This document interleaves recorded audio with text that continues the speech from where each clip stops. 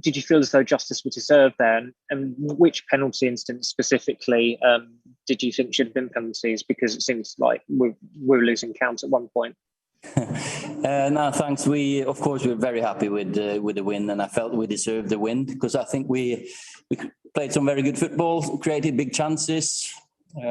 Start of the second half, we pressed them into making loads of mistakes and created chances from that. I think Cristiano should have had 2. The first and the third are definite penalties for me. But then, luckily, David saved that penalty at the end. So, of course, we're happy. Duncan Wright. Well, Ollie, what did you think when Mark Noble came on to take the penalty, and how much confidence did you have in David? Because it's 40 penalties he's faced without saving any before today. I believe in David, and I've seen him. He saved against Crystal Palace last season, didn't he? And his foot was just a little inch off the line. So, and I've seen Mark Noble score so many penalties. So, of course, you did feel down and out, and you expected to come on with 1 point, but luckily David has just continued his good form. Carl Anker. Good evening, Ollie. Congratulations. Thank you. On Thursday, when we were talking about central midfielders, you talked about the need for balance and finding the right balance between attack and defence. Do you think as if United found that today? I think we played well, but I still think we have to defend better. We have to make it harder to break us down. Their goal, definitely, the structure was wrong for whatever reason, and we'll have to work on it. But of course, Scott and Fred, Nemanja, the natural like team players that will do anything for the team and plug holes wherever there is one. Rob Dawson. Hi, Ollie. I mean, it must be great as a manager to be able to turn to the bench at 1-1 and bring on Jesse Lingard and Jadon Sancho. And obviously, Jesse's come on and scored a fantastic goal. I mean, the options that you have, you haven't even used the likes of Anthony Martial today. It's a fantastic squad that you've got.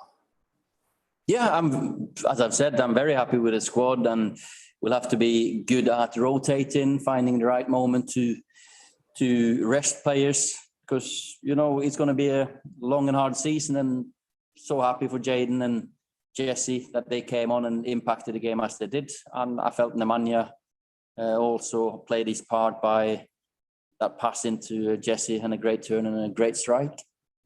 Bill Rice. Hi, Ollie. Congrats on the win. That's 4 wins from your opening 5 games now. You're level on points with Liverpool at the top of the Premier League as things stand. I know you weren't a million miles away from Manchester City last season, but I just wonder whether you feel you've got the momentum and the squad now to have a real serious tilt at the title this year. Yeah, you're not going to get me on that one now. We'll try. 5 games into the season, and that was probably down and out and lost my job yesterday. So that's just the way it is at Man United. We've got to keep our feet grounded, dig out points like we did today. I thought they deserved the 3 points, and it's a hard place to come here. And these points, hopefully, we can make a difference. Let's see when we get towards April and May. Nick Callow. Hi there, Ollie. Before the match, David Moyes said that Jesse was such a great player for them here last season. He would love to have them back, but that you wanted to keep him. Were you ever close at all to letting him join West Ham? I think today was a good answer. Jesse was quite clear. He wants to fight for his place. He wants to be part of a Man United team that he feels is going places.